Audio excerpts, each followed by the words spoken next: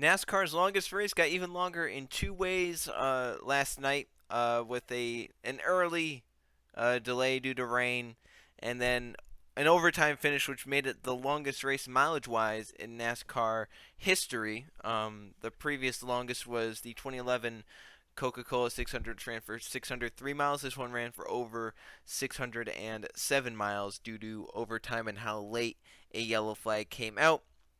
Um, and while we broke a record that way, it wasn't anything to write home about for sure. So we'll talk about that and Hendrick Motorsports with their late race struggles this season and basically everything. So um, to start off with the race, it was pretty bad.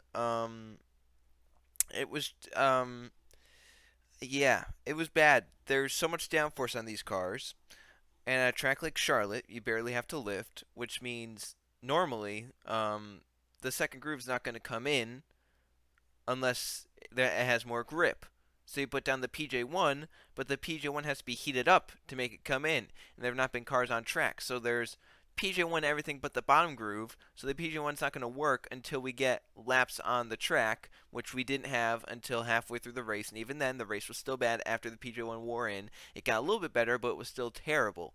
Um, so, I mean, it, I don't know. Like, just the aero package. There's not any horsepower. There's so much downforce. You they went on board with some drivers at points. They were lifting in 3 and 4. In 1 and 2, they weren't really lifting. They never had to use the brakes. I don't think they ever came fully off the gas. I think the lowest I saw was a quarter way towards or 3/4 off. Through 1 and 2, they were like half off, if that. Um, so it's just not good. That's not good. Normally you should have to lift and maybe use the brake a little bit to set the car, but with this package it's kind of like, oh, just go ahead and do that, and you get behind a lap car and you lose tenths, seconds. Alex Bowman, in stage two, he opened up like an 8 second gap on Martin Truex Jr., who was in second.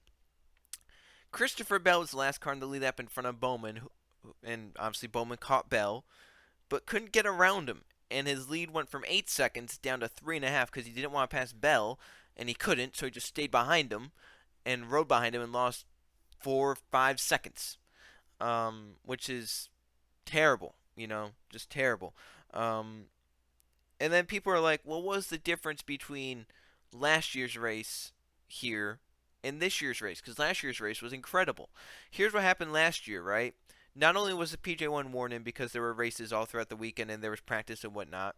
That's just one of the things that maybe made it better, even though I don't think the PJ1 would have helped today's race. But this year had 8 caution flags. Last year had 16, a majority of them being Joe Gibbs Racing tire failures. I think I went back and looked. In the first stage, the 11 blew a tire, the 20 blew a tire, the 95 blew a tire, Martin Truex Jr. blew a tire, Kyle Busch had issues. All the JGR car and affiliate cars last year had issues with tires. I don't know what it was about JGR last year, but they had issues with tires. No other team did, but it was JGR, which set up tons of restarts, which meant there was very little long runs, which this package hates.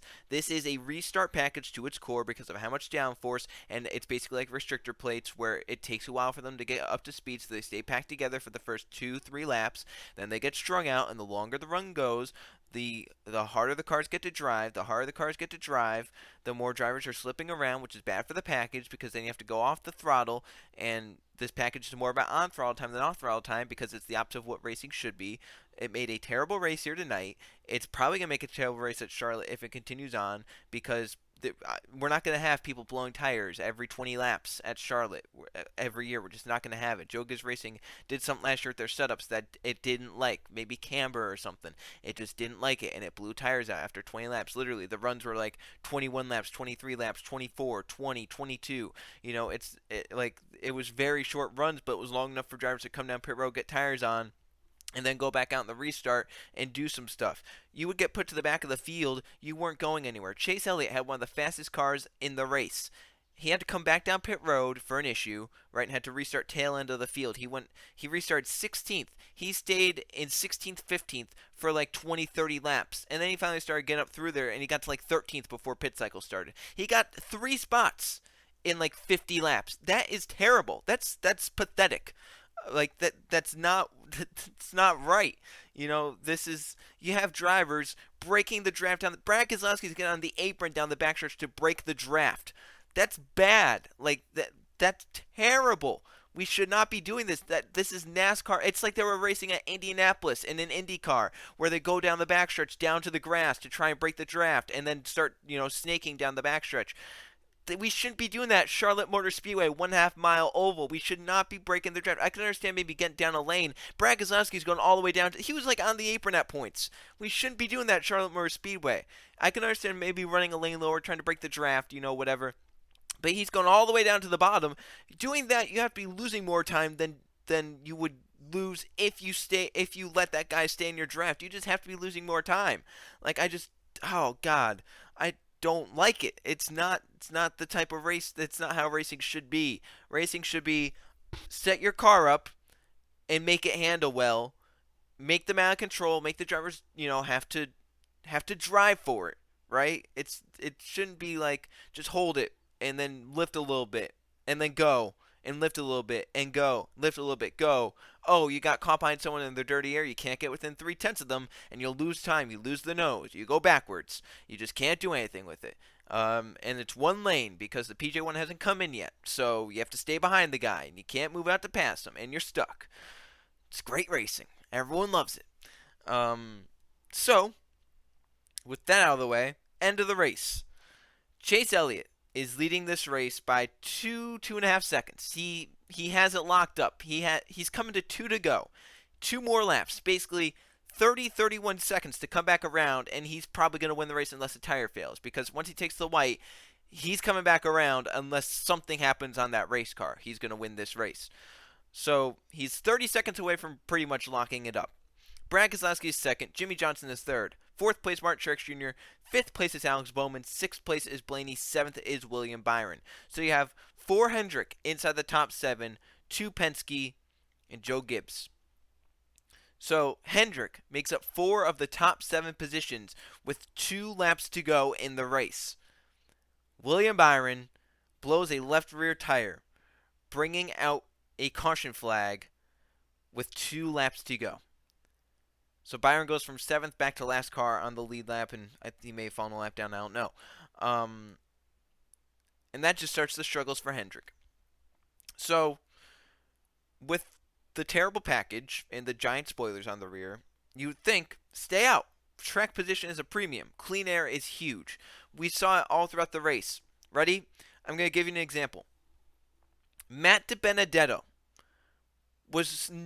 Alright, Martin Truex Jr., a guy who ran inside the top 5 all race long and led laps and pulled away by seconds in the race lead, is behind a guy who has not sniffed the top 10 all race long, has 2 tires on it, and Truex has 4 with a car that has been in the top 5 all race long. Normal racing statistics say Truex is going to fly around that guy. That guy is screwed. What happens? Matt DiBenedetto holds him off for a dozen laps. And it's asinine, right? That's how good track position is.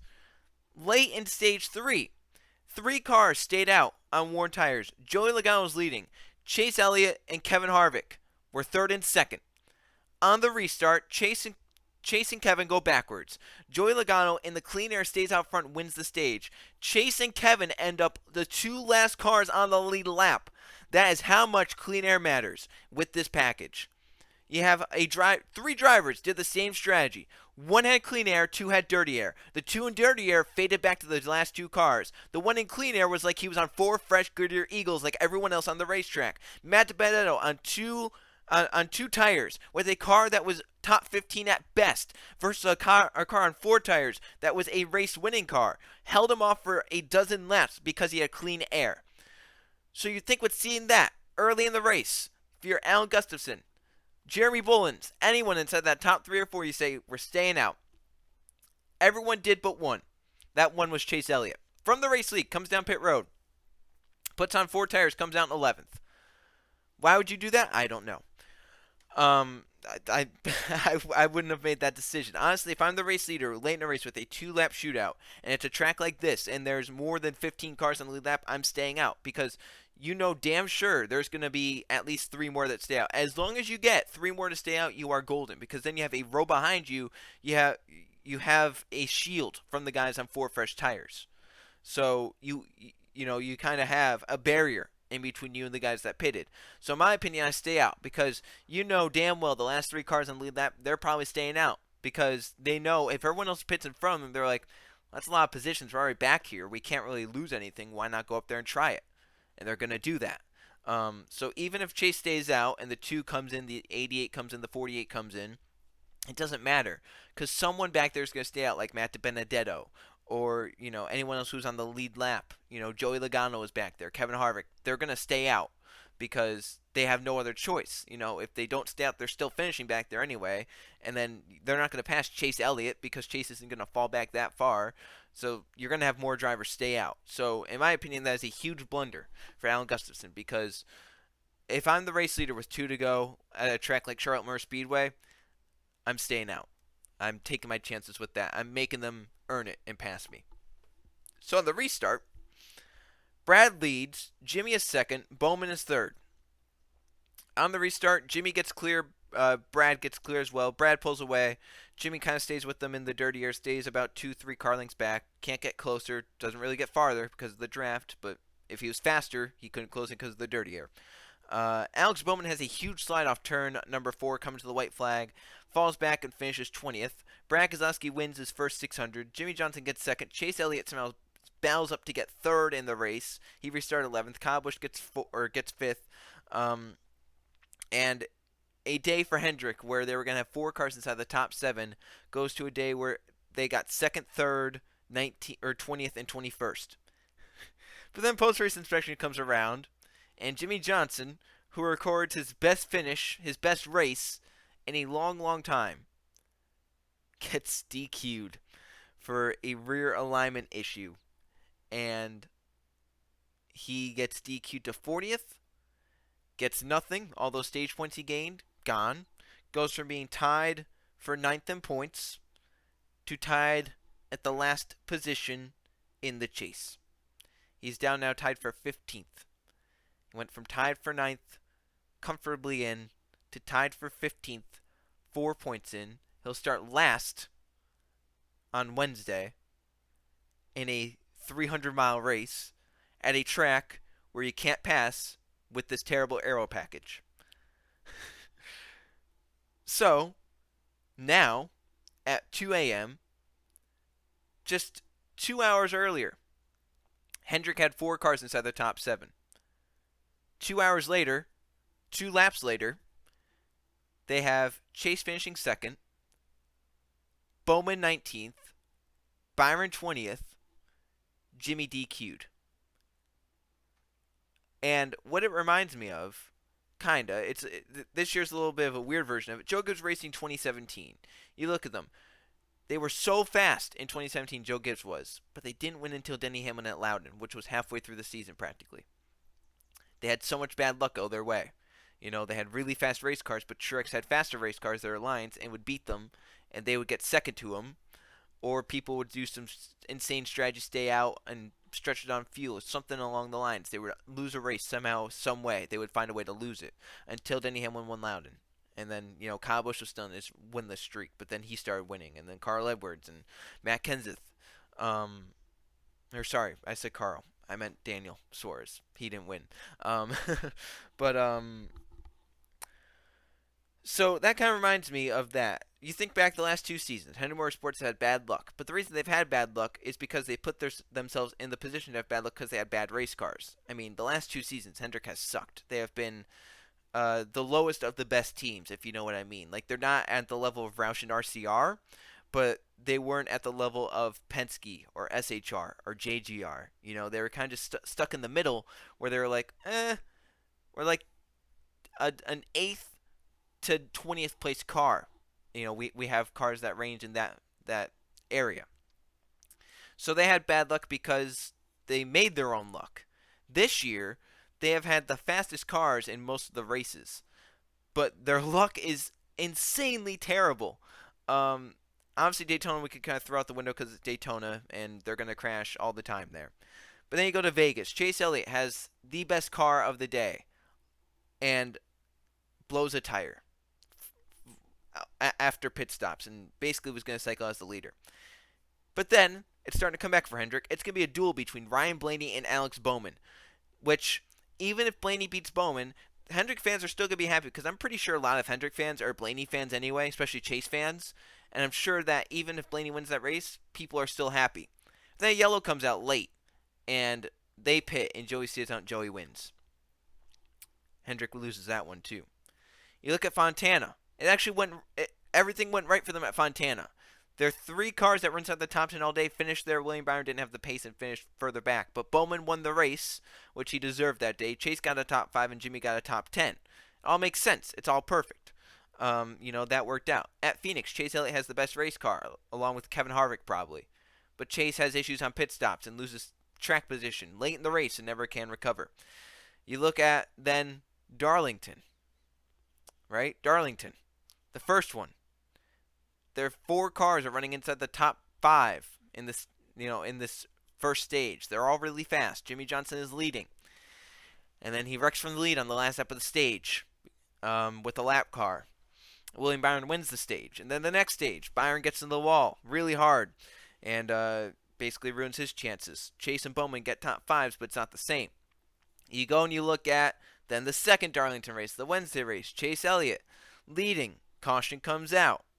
Denny Hamlin stays out. All the others come down pit road. Chase is second with a run onto Denny. Off turn 4, Kyle misjudges, gets up into Chase, spins Chase down to the inside wall. And on a day where he could have won the race, he then gets 35th. And then here today at Charlotte, all 4 of their cars have issues, have some sort of bad luck late in the Coca-Cola 600. So, yeah, they've had a bad. They've had a good season speed-wise, but execution-wise and luck-wise, they've had a terrible season. There is some curse on Hendrick Motorsports. I don't know what it is, but my gosh, it just reminded me of Joe Gibbs' 2017 curse, where it's just like they couldn't win. The people they were helping were winning, but they couldn't. So, maybe it'll be like Joe Gibbs 2017, and they'll win a bunch in the second half or something. I don't know. It's just kind of like, man, there's some terrible luck there. But Wednesday, we have the 500-kilometer race here at Charlotte. I expect it to go just as bad as the Coca-Cola 600. Maybe with it being shorter, it'll be a little bit better because there'll be, more just the intensity will rise because people have less time. I don't know. That's my thought, and I hope it happens, but I don't think it will. So thanks for watching, everyone. I'll see you guys for the next one.